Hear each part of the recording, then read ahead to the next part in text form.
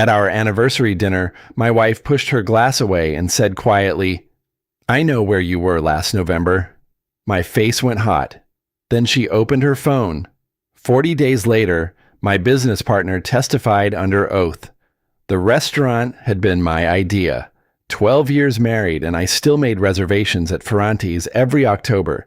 Same corner table, same bottle of Barolo that cost more than our first month's rent in the apartment on Clement Street, where we'd lived when we were still young enough to think expense was romance rather than compensation. Nadia had worn the green dress, the one she saved for occasions she considered worth dressing for, and her hair was up in a way that always made me feel, even after 12 years, like I should straighten my collar. We'd had oysters. We'd talked about her mother's hip surgery and the renovation we'd been debating for the guest bathroom, and whether our son Oliver, who was 9 and going through a phase of exhausting philosophical questions, had really asked his teacher whether clouds had feelings or whether Nadia had misheard. We were, by any visible measure, a couple having a good anniversary dinner at a good restaurant. And then she pushed the wine glass away, not dramatically, not with anger, just a quiet, deliberate slide of crystal on white linen, and said it, quietly. The way you say something you've been holding for a long time, and have finally decided the holding is more expensive than the saying. I know where you were last November. The heat in my face was immediate and specific, because my mind went immediately to the place a guilty mind goes, which is the place that has something to hide, even when what it's hiding is not what the accusation is about. I want to be honest about that. My face went hot and I reached for my water glass and I said, "What do you mean?" And she opened her phone. I had been running Osei Halash Capital Partners for 9 years when the anniversary dinner happened. The firm was a mid-sized private equity operation based in San Francisco, focused on growth stage technology investments, and it had been built, I want to be clear about who built it, primarily on my industry relationships, my track record from 11 years at a larger fund, and the 15-hour days I had put in consistently for the better part of a decade to establish a reputation for the kind of disciplined, patient capital deployment that institutional investors trusted. My partner, Victor Halas, had come into the firm in year 3, when we needed a second general partner to close a particular fund, and our lead LP had requested additional management depth. Victor was smart, well-networked in European capital markets, presentable in the way that mattered at investor dinners, and had brought a secondary network that had genuinely helped us raise Fund 2 and Fund 3. I had liked him. More than liked him, actually. I had trusted him in the specific operational way that business partners trust each other when the trust is working, which is to say, I gave him meaningful authority over areas of the business where his skills exceeded mine, and I expected him to manage those areas with the same integrity I brought to the areas I managed. He was in charge of investor relations for our European LP base, which was roughly 30% of our capital, and he managed the firm's treasury operations and banking relationships, which I'd gradually ceded to him because he had a background in structured finance that made him better suited to it than I was, and because I trusted him. That sentence is the one I've had to sit with, because I trusted him. It is the most expensive sentence I have ever written or thought. Nadia had met Victor 15 or 20 times over the years, at firm events, at dinners, at the holiday party we hosted at our house in Marin, where Victor always arrived with expensive wine and left having charmed every spouse in the room. She had never, as far as I knew, formed a strong opinion about him in either direction. He was my partner. He was part of the architecture of our life in the way that a business is part of the architecture of a married life, present, structuring, occasionally the topic of conversation, but not particularly examined. I had given her no reason to examine him. That was the problem. What she showed me on her phone at the corner table at Ferrante's on our 12th anniversary was a screenshot of a hotel check-in record. The Hotel Beaumont, Geneva, Switzerland. November 12th through November 15th. Registered guest, Daniel Osei. Suite 408. Total charge, 14,280 Swiss francs, billed to a corporate card in the name of Osei Halash Capital Partners. I looked at the screenshot for what felt like a long time and what was probably 6 seconds. Then I looked up at Nadia. Her face was very still. Now the kind of still that I had come to understand over 12 years as the face she made when she was controlling something large. I said, "I've never been to the Hotel Beaumont in Geneva." She said, "I know." The two words landed differently than I expected them to. Not accusation, confirmation. She knew I had never been to the Hotel Beaumont in Geneva, which was why she was showing me the record that said I had. She took the phone back and scrolled. She showed me 3 more screenshots. A dinner reservation for 2 at a restaurant called Maison Arnaud on the night of November 13th. A wine purchase of €6,000 from a private merchant on November 14th. And a car service charge for a vehicle hired to drive from Geneva to Zurich and back, all in the same 4-day period, all billed to the same corporate card, all in my name.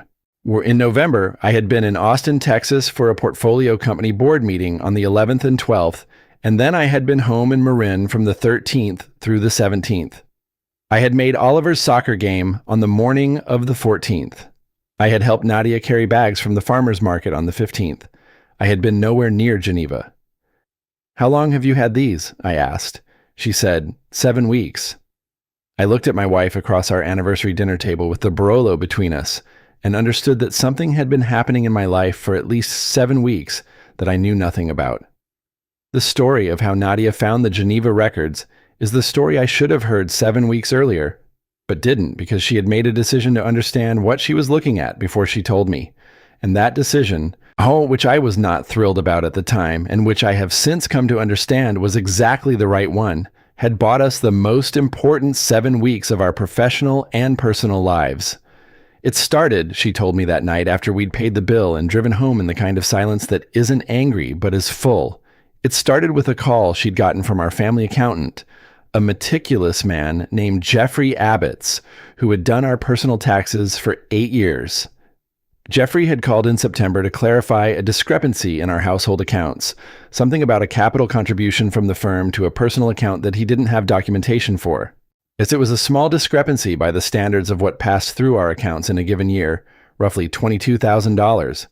But Jeffrey was the kind of accountant who found small discrepancies philosophically offensive, and he'd called Nadia because he couldn't reach me and because the account in question was a joint account. Nadia had told Jeffrey she'd look into it and call him back. Then she'd looked into it. She had spent 2 days pulling statements, cross-referencing, trying to understand where the $22,000 had come from and what documentation should have accompanied it.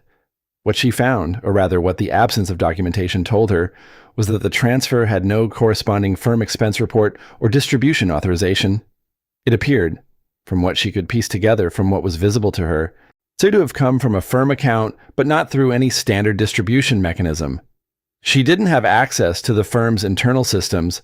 She was not an employee or officer of Osei Halash Capital Partners. So she could only see what touched our personal accounts.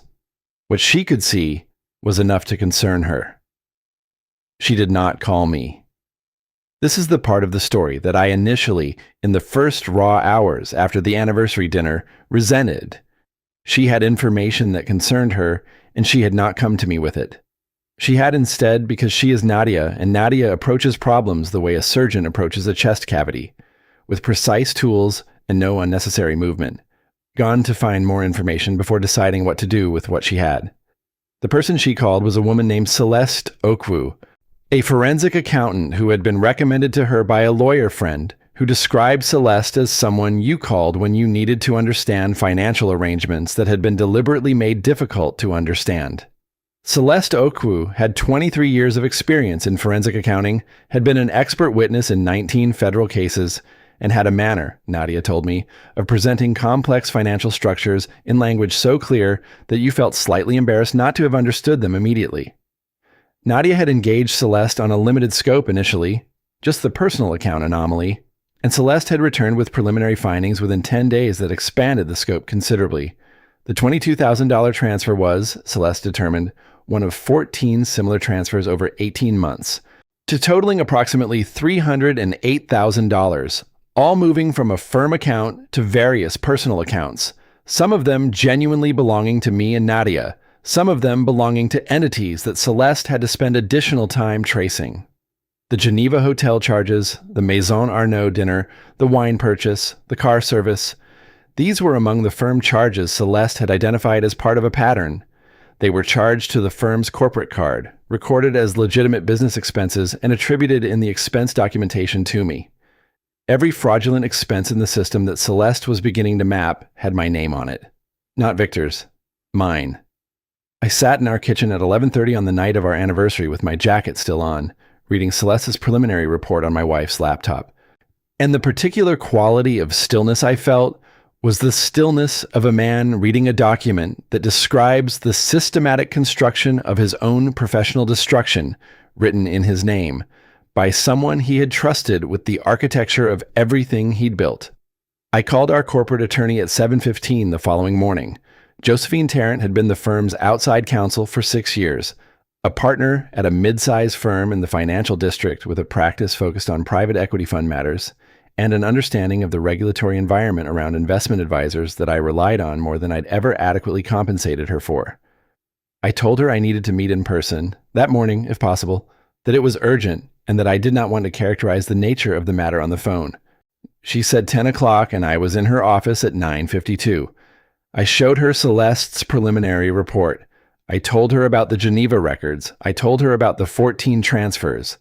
I told her about the expense documentation attributed to my name. Josephine read through the materials with the particular focused stillness of an attorney encountering something she needs to assess quickly and assess correctly. She finished the report, closed it, and looked at me with an expression that was professional, and also, behind the professionalism, genuinely alarmed. She said, "Daniel, I need to ask you something directly, and I need you to answer me with the same directness." I said yes. She said, "Did you have any knowledge of these transactions?" I said no. As she said, "Did you authorize any of the expense items attributed to your name in this documentation?" I said no. She said, "Is there any possibility that any of these charges represent legitimate business activity that you've forgotten or that was conducted on your behalf with your prior authorization?" I said no. I had never been to Geneva. I had made Oliver's soccer game on the 14th of November. She nodded slowly. She said, "Then you have a serious problem that needs to be addressed before it addresses you, and I mean that in the most literal regulatory sense." She picked up her phone and called someone in her firm, a partner named Roland Fitch, who she described to me, after the call, albeit as someone who had spent the first 15 years of his legal career as a federal prosecutor in the securities fraud division of the DOJ before going private. She said he was going to need to be on this from the beginning, because if the pattern Celeste had identified was what it appeared to be, this was not a civil matter, it was a criminal one. Roland Fitch had 28 years of combined prosecutorial and private legal experience, a manner of speaking that was so precise, it occasionally felt like being deposed when he asked you what you'd had for breakfast, and a reputation among the people who knew him in the financial fraud world as someone whose institutional knowledge of how investigations were built and executed made him exceptionally effective at both running them and defending against them. As he reviewed Celeste's materials and had 3 follow-up questions for me: the name of the firm's primary banking institution, the name of the compliance officer at our largest LP, and the name of every person who had system administrator access to the firm's financial management platform. On the last question, the answer was 2 people, me and Victor. Roland made a note and said he'd need to speak with Celeste Okwu directly, with my authorization, and that he was going to recommend we engage a digital forensics firm to conduct a privileged review of the firm's financial systems before doing anything else. He said the review needed to happen before anyone spoke to Victor, before anyone spoke to the LPs, and critically, before anyone spoke to the SEC, because depending on what the review found, either were reporting obligations that would have timelines and sequences that needed to be managed correctly. He said the phrase "managed correctly" in a way that I understood meant the difference between you being the person who reported a fraud and the person who was investigated for committing one is largely a question of what the documentary record shows about your knowledge and your actions, and we are going to build that record correctly. I asked him how long the digital forensics review would take. He said 5 to 7 business days for a preliminary assessment, 2 to 3 weeks for a comprehensive one. I asked if we could move faster. He said he'd make the call himself. The digital forensics firm he engaged was a company called ArcLight Forensic Consulting, and the lead analyst assigned to our matter was a man named Priya Vasan. Yes, a man, he clarified early, with the good humor of someone who had been doing it his whole life, who had 14 years of experience in financial systems forensics, and had previously worked for a Big Four accounting firm's fraud investigations practice before going independent. Priya arrived at our office with 2 colleagues on a Thursday morning, and they spent 4 days in a secure room with copies of the firm's systems, leaving only briefly and returning with coffee they'd bought themselves and the quietly absorbed focus of people doing intricate technical work that they couldn't fully describe to laypeople. While Priya and his team worked, I was conducting the most difficult performance of my professional life. I had to go to the office every day. I sit across from Victor in partner meetings, respond to his emails, maintain the ordinary rhythms of a working partnership without revealing that I knew what I was beginning to believe he had done, without giving him any indication that the architecture of what he'd constructed was being examined, and without allowing my face to do what my face wanted to do every time he smiled at me with the easy warmth of a man who believed his cover was still intact. Victor was 51 years old, an inch taller than me, with the kind of square-jawed European handsomeness that photographed well at LP dinners, and a habit of wearing shirts in specific shades of blue that I had always attributed to personal style, and now wondered about differently. He had a wife named Ingrid who I'd met a dozen times, 2 teenage daughters whose names I knew, a house in Tiburon that he'd bought 4 years ago, and a secondary apartment in London that he'd mentioned in passing twice, which I had accepted as a natural feature of someone with an international investor base, and which I now understood differently too.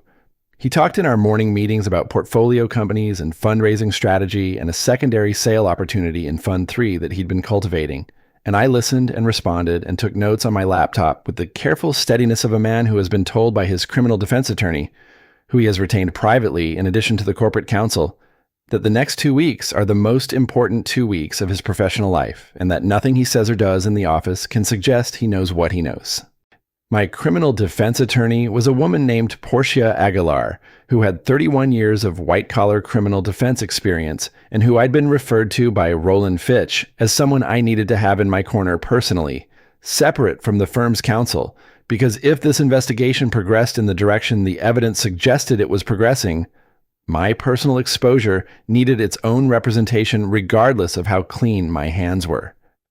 Portia had reviewed everything Celeste had given Nadia, read Roland's preliminary assessment, and told me, in the kind of clear, unvarnished language that I came to understand was simply her register, "You've been set up, professionally, systematically, and with considerable advanced planning.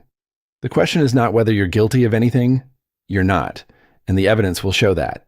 The question is whether we can establish the timeline of your non-knowledge definitively enough that no reasonable investigator could construct an alternative narrative." I asked what establishing that timeline required.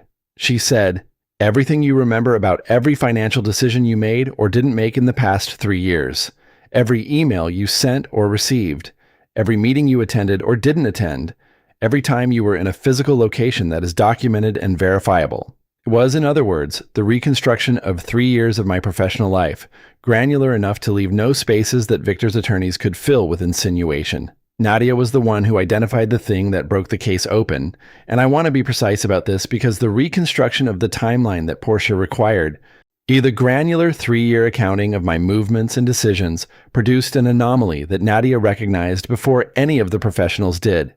She had been helping me compile the personal calendar records, the school pickups, the soccer games, the doctor appointments, the things that fill a domestic life that are never documented in a work calendar, but that prove, with reasonable certainty, where a person was on a given day. And she had been doing it with the focused precision she brought to everything, cross-referencing my phone's location data, which she knew how to access and which I would not have thought to use, against the expense dates in Celeste's report. She was doing this at the kitchen table on a Sunday morning 2 weeks after the anniversary dinner, with Oliver at a friend's house and coffee going cold beside her laptop. Oh, and she called me into the kitchen with a specific tone in her voice that I had learned over 12 years to distinguish from other tones. She pointed at her screen. She had laid out in a simple spreadsheet 31 expense incidents from Celeste's report, each with a date, and beside each date she had placed the location data from my phone for that day. On 26 of the 31 dates, my phone's location data placed me in San Francisco or Marin, at times that were inconsistent with the expense's implied location: Geneva, London, Zurich, Frankfurt, Monaco. 5 of the 31 expenses were on dates when I had actually been traveling for legitimate business, which meant those 5 could have been concealed within the normal noise of business travel. The other 26 were executed on days when I was provably, documentably, phone location verifiably in the Bay Area. He was sloppy, Nadia said. She said it with a quiet satisfaction that she immediately moderated, because we were not in a place where satisfaction was yet appropriate. But she was right. Victor had been careful with the documentation. The expense reports were detailed, the descriptions were plausible, the categories were correct. But he had used my name on dates when I was nowhere near the locations the expenses described, dates when my location data would establish, clearly and specifically, that I could not have incurred those charges. Either he had not considered the phone location data, or he had considered it and decided it was too obscure to be noticed. It had been noticed by my wife at our kitchen table on a Sunday morning, before any of the professionals had thought to look. I photographed every page of her spreadsheet, sent it to Roland and Portia, and called each of them within the hour. Priya Vasan's forensic report was delivered to Roland's office on a Wednesday morning, 17 days after the team first arrived at the firm.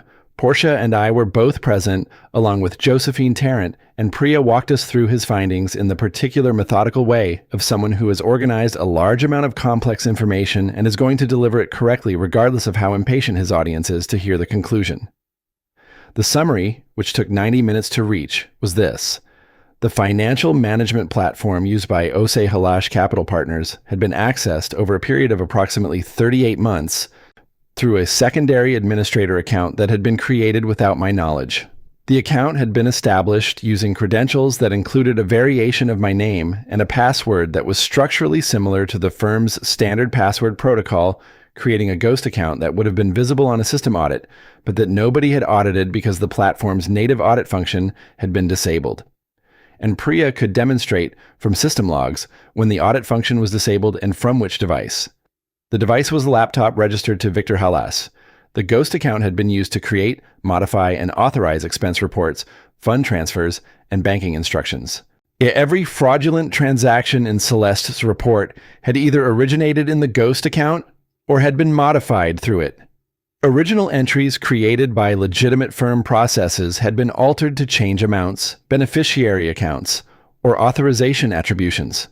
The pattern of alterations was consistent and deliberate, directed at concentrating financial benefit to a small number of accounts that Priya had traced, through a series of shell companies registered in Luxembourg and the Isle of Man, to beneficial owners that his report stopped short of naming, but whose description, two individuals, one of whom had operational control of the firm, was unambiguous to everyone in the room. The report was 112 pages with 68 exhibits. Priya had been doing this work for 14 years. He said, with the controlled precision of someone choosing words carefully. In my professional opinion, this represents one of the more thoroughly documented cases of insider financial fraud that I have examined, Roland said quietly. Thank you, Priya. Then he looked at me and said, we go to the SEC and the FBI tomorrow morning. The meeting with the FBI's Financial Crimes Unit happened on a Thursday at 9 o'clock. The lead agent was a woman named Constance Mbeki, who had 16 years with the Bureau and a specialist background in securities fraud and investment advisor misconduct, and who listened to Roland's presentation with the focused attention of someone who was building a mental structure as she listened. She asked 16 specific questions, all of them precise, most of them about documentation, the chain of custody for Priya's forensic report, the origination of the shell company tracing, the methodology used to establish the timeline of access through the ghost account. Roland answered each one with the fluency of someone who had prepared for exactly these questions. Constance made notes on a yellow legal pad, and when Roland finished, she looked at me directly and asked 2 questions. She asked where I had been on November 12th through 15th of the previous year.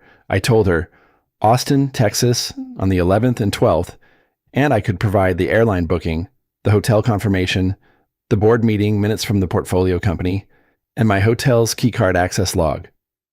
And then home in Marin, which I could document through my son's school pickup record, my wife's phone location data for a dinner we'd had with neighbors on the evening of the 14th, and the farmer's market purchase receipt from the 15th. She wrote something down. She asked who had operational knowledge of the firm's banking relationships and financial systems. I said Victor Halash had been given authority over those areas approximately 4 years ago, and that the scope of that authority had expanded gradually, as I could demonstrate through a series of email exchanges and board resolutions from the firm's operating agreement amendments. She said, "Thank you. We'll be in contact within 48 hours about next steps." She was in contact in 36. Whilst the FBI opened a formal investigation into Osei Halash Capital Partners, specifically into the activities of one of its principals, and issued a preservation order for all firm records, financial accounts, and electronic systems. The preservation order was the moment Victor's ghost account stopped being a secret, because it was served on the firm's platform provider, and the platform provider's compliance team, following the order, flagged the secondary administrator account as a relevant record. And that flag generated a system notification. Victor received the notification on his firm laptop on a Friday evening. I know this because Priya, who had been retained to maintain forensic monitoring of the firm's systems under the preservation order, captured the timestamp of his access to the notification. The notification landed at 6:32 p.m. Victor accessed it at 6:39 p.m. At 7:15 p.m., he attempted to delete the ghost account. The deletion was blocked by the preservation order's technical lockdown. At 7:22 p.m., he attempted to initiate a wire transfer from one of the Luxembourg shell companies. The transfer was flagged and frozen by the financial institution under a separate regulatory hold that Constance Mbecky's team had arranged without telling me. At 7:58 p.m., Victor called my cell phone. I let it go to voicemail. The voicemail was 42 seconds of him saying he'd been reviewing some firm records, and there were some things he wanted to discuss.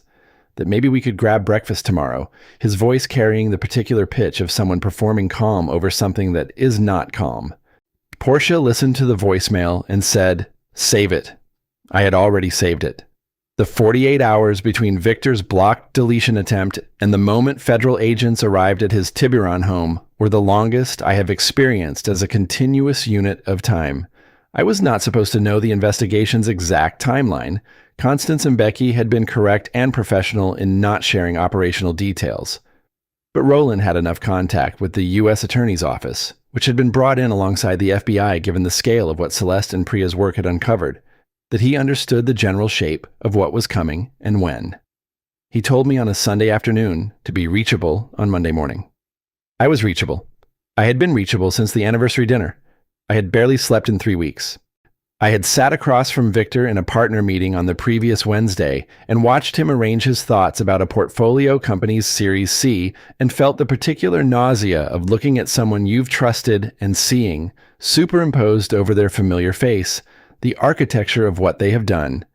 He had been my partner for 6 years. We had celebrated fund closes together, had toasted the first distribution to LPs, had flown together to London and Frankfurt and New York on fundraising trips where we'd shared hotel breakfasts and talked about our families and debated investment thesis with the easy fluency of two people who had worked together long enough to complete each other's sentences. All of that had been real. I had not manufactured the professional partnership or the personal warmth. What I had manufactured, I now understood, was the assumption that reality traveled in one direction, that a person who was warm to you in one domain was not constructing your destruction in another. That assumption was the most expensive thing I had ever believed.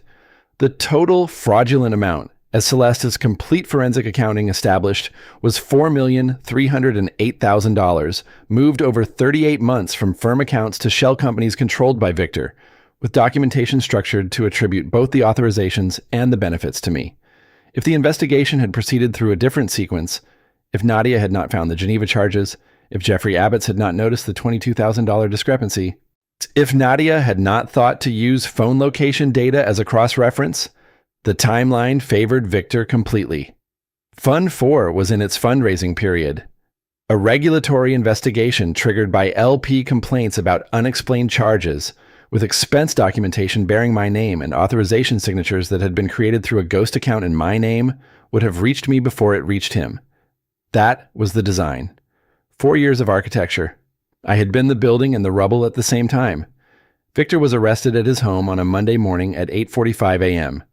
I was in Portia's office when Roland called to confirm it, and I sat in the chair across from her desk and did not say anything for probably 2 minutes.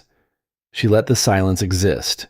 Then she said very quietly, "It's going to be a long road." "Oh, but the road goes the right direction." I nodded. My hands were in my lap and they were very still, which surprised me because they had been unsteady for 3 weeks and I had expected them to be unsteady for longer.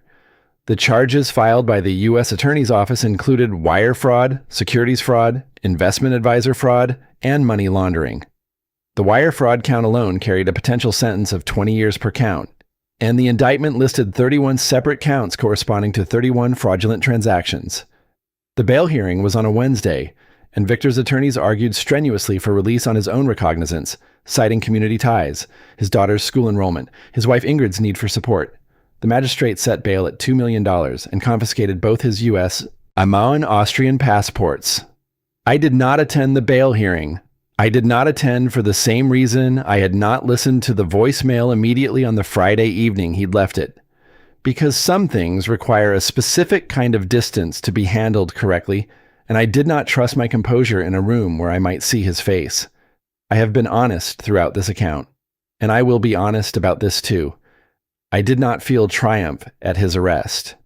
I felt something older and more exhausted than triumph. I felt the specific, leaden grief of a person who has been forced to understand that someone they trusted spent years carefully calculating how to use that trust as a weapon, and that the trust was not naivety, but something genuine that deserved better than what it received. The grand jury proceedings took 6 weeks.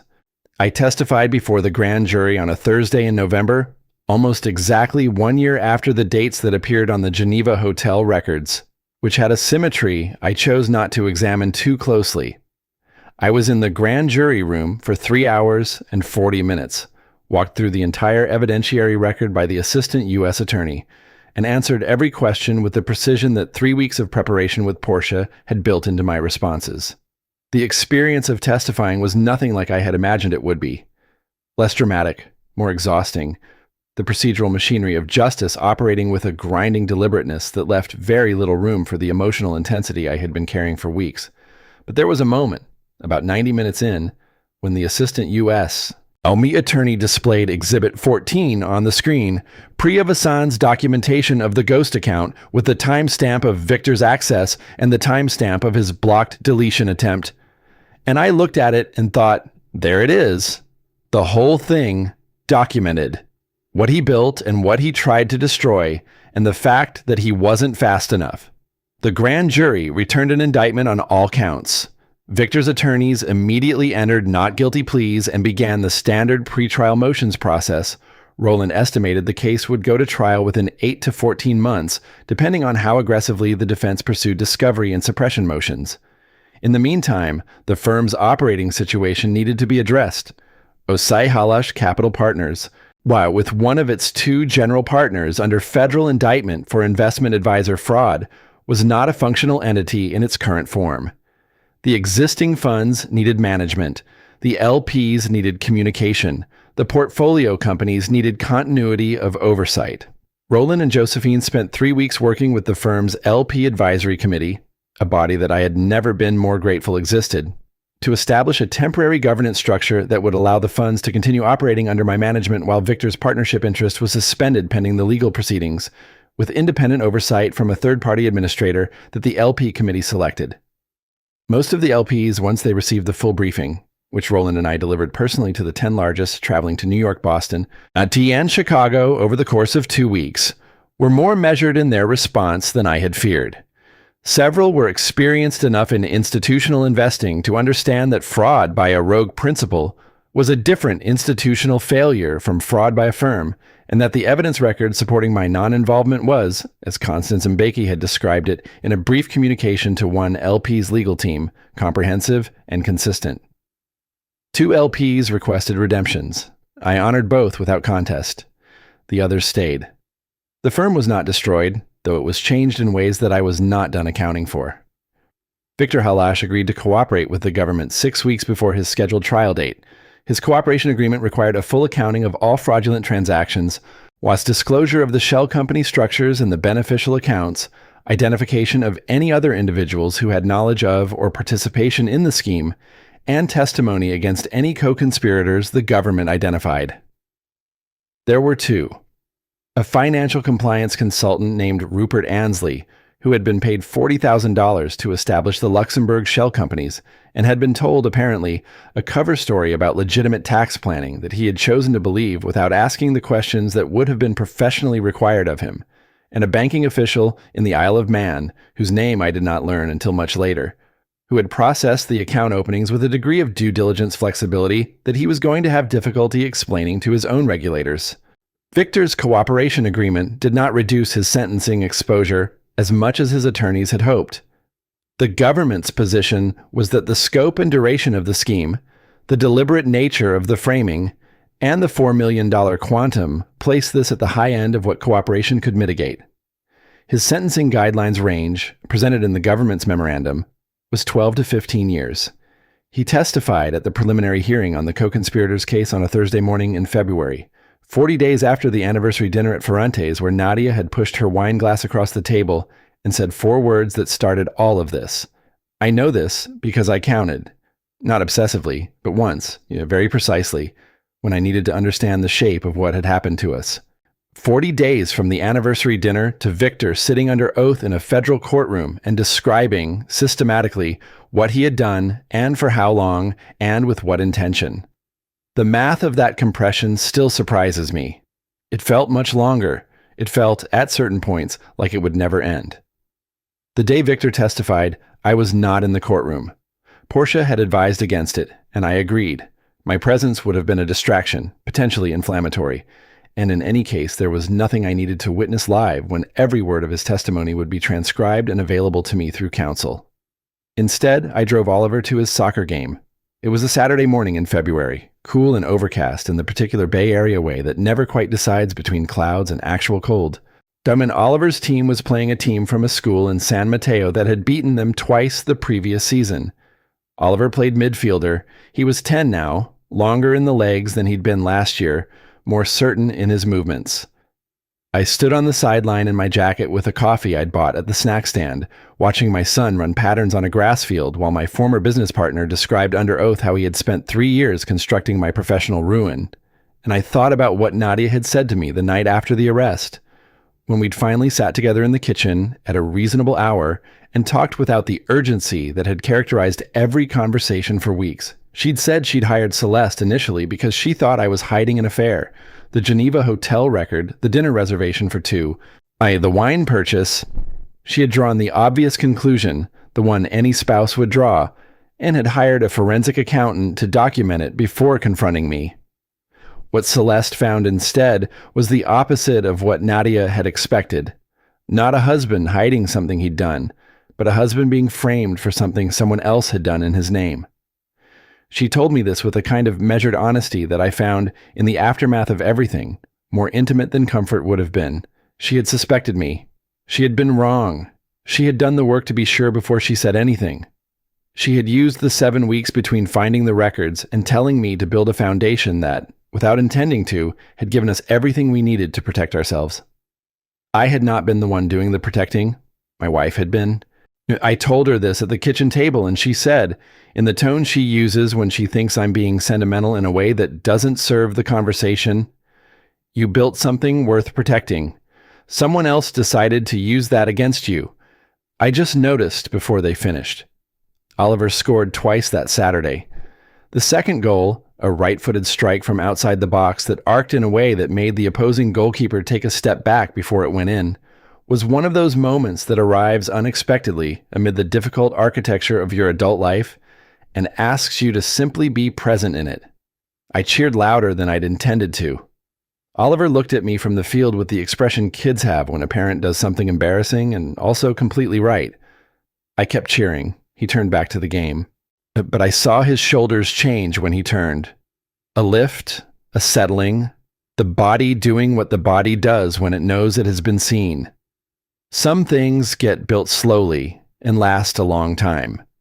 Some things get dismantled by people who understand the value of what they're taking. The difference between the two is not always about vigilance or wisdom or any of the qualities I'd attributed to myself before this year. Sometimes the difference is a meticulous accountant noticing $22,000 and a woman who approaches problems like a surgeon, and 7 weeks of work done quietly at a kitchen table. Victor Halash was sentenced 11 months later to 13 years in federal prison. The restitution order was $4,308,000. His Tiburon house was sold. The London apartment was seized. His name was removed from the firm's letterhead, from its website, from its operating agreements, from every document where it had appeared beside mine. Osei Capital Partners raised Fund 4 the following year, $210 million, the largest fund we had closed to date.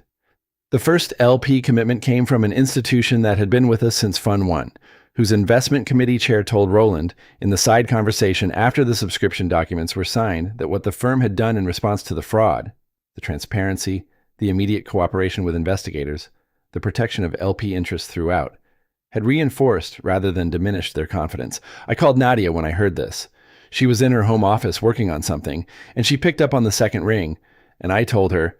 She was quiet for a moment. Then she said, "Good." One word. The same economy as always. I put the phone down and looked out the window at the Marin Hills and thought about the green dress and the corner table, and 4 words pushed across a white tablecloth like a card played carefully in a game that, it turned out, she had already won. She had been protecting us for 7 weeks before I knew protection was needed.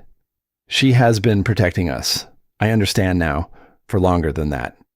Since before Oliver, since before the firm, since before everything that needed protecting existed. I had thought I was the one who built things. I was wrong about that too. But this wrong, unlike the other one, I find I don't mind at all.